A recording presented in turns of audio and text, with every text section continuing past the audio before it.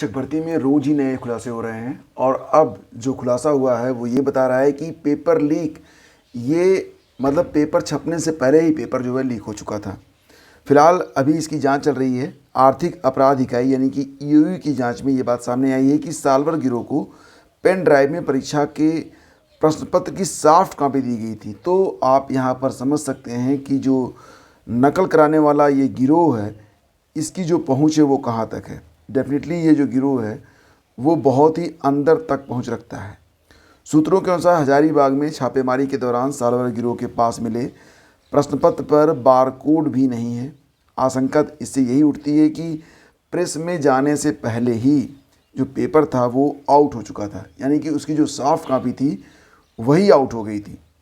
अब यहाँ पर ईओयू जो कि जांच एजेंसी है उसको शक ये भी है कि परीक्षा संचालन से जुड़ा कोई अहम व्यक्ति इसमें शामिल हो सकता है, नहीं तो इस प्रकार की घटना होना तो बिल्कुल भी संभव नहीं है। परीक्षा के प्रश्नपत्र की छपाई करने वाली एजेंसी और प्रिंटिंग प्रेस भी जांच के दायरे में है और ईओयू ने जानकारी लेने के लिए बीपीएससी को नोडल पदाधिकारी तय करने को कहा है। इसके अलावा परीक्षा संचालन से जुड़े अहम पदाधिकारियों की जानकारी भी मांगी गई है। तो फ्रेंड्स, ये जो बात निकल के सामने आ रही है अब ये जो बात है ये वाकई बहुत ही चिंतित करने वाली है कि गड़बड़ी जो है वो बाहर तक ही नहीं है, मतलब गड़बड़ी की जो जड़ें हैं बिल्कुल अंदर तक घुस चुकी हैं। और अगर इस प्रकार की व्यवस्था चलती रही तो जो अभ्यर्थी हैं उनका विश्वास कैसे जमेगा। सबसे बड़ी बात यहाँ पर ये है कि यहाँ पर अगर ईओयू इस बात को मान रही है कि पेपर छपने से पहले ही आउट हो चुका था, तो फिलहाल इसमें बाकी लोग क्या कहेंगे, या अगर कोई ये कहता है नहीं हुआ है तो फिर ये बात कहाँ तक सत्य है। साल्वर गैंग के सदस्यों को फिलहाल तो ईओयू जो है रिमांड पर लेने वाली है। आपको पता ही होगा कि लगभग 270 से ज़्यादा लोग जो है पकड़े गए हैं इसमें। अब उनको रिमांड पर लिया जाएगा। अब देखते हैं रिमांड के बाद क्या बातें निकल कर सामने आती हैं। यहाँ पर सबसे बड़ी बात यह है कि गड़बड़ी की तह तक पहुँचना अब बहुत ही ज़रूरी हो गया है। और रही बात अब री एग्ज़ाम की, तो री एग्ज़ाम करवाना भी फिजूल की बात है। अब री एग्ज़ाम तो बिल्कुल तभी होना चाहिए जब इस प्रकार की घटनाओं की जड़ तक जो जांच हो जाए और ये क्लियर हो जाए कि वास्तव में हुआ क्या था। जब वास्तविक चीज़ सामने आ जाए और जो पेपर हैं उनकी सुरक्षा की पूरी तैयारी कर ली जाए, उसके बाद ये परीक्षाएं हों तो बेहतर है। फिलहाल अभी जो है आयोग की ओर से परीक्षा रद्द करने के बारे में कोई भी स्पष्टीकरण, कोई भी न्यूज़ नहीं है। लेकिन फ़िलहाल यहाँ पर जो अभ्यर्थी हैं वो तो परेशान हैं और साथ ही साथ जांच भी अभी चल रही है। देखते हैं आगे क्या होता है। आज के कई अखबारों में ये जो खबरें हैं वो प्रकाशित हुई हैं। बरामद दस्तावेज से कई अहम तथ्य मिले हैं। आयोग और प्रेस दोनों फिलहाल शक के दायरे में हैं। जाँच जारी है। लेटेस्ट अपडेट के लिए बने रहिए हमारे चैनल पर। सब्सक्राइब जरूर कीजिएगा और बेल आइकन को दबाना बिल्कुल भी मत भूलिएगा।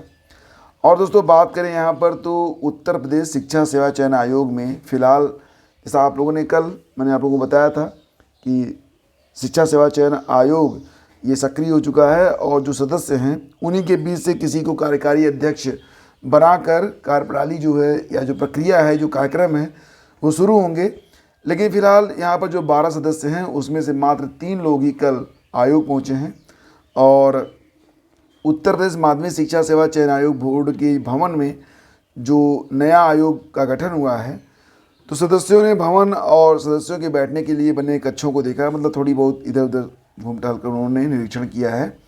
अभी फ़िलहाल 3 सदस्य ही पहुँचे हैं इसमें। अभी आयोग कब से वास्तव में काम करना शुरू करेगा ये तो देखना पड़ेगा। और उत्तर प्रदेश लोक सेवा आयोग यानी कि यूपीपीएससी ने यहाँ पर सूचना दी है कि अप्रैल में 268 पदों पर आवेदन शुरू होंगे। किस पद के लिए? राज्य कृषि सेवा के लिए। तो कुल पदों की संख्या यहाँ पर कितनी हो जाएगी? तो दोस्तों, यहाँ पर कुल पद हैं 268, यानी कि 268 पदों पर विज्ञापन जारी होगा और अप्रैल में ये विज्ञापन जारी होगा, अप्रैल के पहले सप्ताह में। हालांकि इसमें भी जो OTR है वो आपको करना पड़ेगा। विदाउट OTR आप आवेदन नहीं कर पाएंगे। फिलहाल जैसा कि आप लोग जान रहे हैं कि आयोग ने कई सारी परीक्षाएं जो है स्थगित कर दी हैं, RO, PCS, स्टाफ नर्स, अपर मजिस्ट्रेट वगैरह। लेकिन जो नई भर्तियां हैं उसके लिए आवेदन की प्रक्रिया जो है ये अप्रैल में स्टार्ट होने वाली है। उप सचिव वीरेंद्र मणि त्रिपाठी की ओर से जारी सूचना के अनुसार कुल 268 पद हैं इसमें, और अगले महीने पहले सप्ताह में विज्ञापन जारी हो जाएगा। तो फ्रेंड्स, आज के अखबारों में बस यही खबरें हैं। और आपको बताना चाहेंगे CUET के बारे में कि CUET UG जून से दाखिला प्रक्रिया शुरू करने की तैयारी है। तो कॉमन सीट एलोकेशन सिस्टम से होंगे दाखिले। कॉलेज कोर्स की प्राथमिकता का करना होगा चयन। तो 2 से 3 चरणों में होगी दाखिला प्रक्रिया। फिलहाल दोस्तों, जैसा कि आप लोग जान रहे हैं कि CUET में परीक्षा के लिए पंजीकरण की प्रक्रिया जारी है, और CUET के लिए आवेदन प्रक्रिया शुरू होने के बाद DU काफ़ी पहले ही अपना इन्फॉर्मेशन बुलेटिन जारी कर चुका है, जिससे छात्रों को कोर्स संबंधी योग्यताओं का पता चल सके। तो फिलहाल जो लास्ट डेट है, तब तक जो है CUET में जो अभ्यर्थी हैं जो आवेदन कर लेंगे, तो संभावना बन रही है कि मई के महीने में इसकी जो प्रवेश परीक्षा होगी करवाई जाएगी, और जून में एडमिशन की प्रक्रिया जो है स्टार्ट हो जाएगी। फिलहाल तो अभी यही है, और आगे अगर इसमें कुछ चेंजेज होते हैं तो वो भी देखने योग्य होगा कि क्या इसमें चेंजेज किए जाते हैं। और NCT ने 4 वर्षीय BEd के लिए कॉलेजों से मांगा आवेदन। जैसा कि आप लोग जान रहे हैं कि NCT ने कॉलेजों से 4 साल का BEd कोर्स शुरू करने के लिए आवेदन मांगा है। आपको पता ही होगा कि 2025 से NCT 4 साल का BEd कोर्स चलाएगा।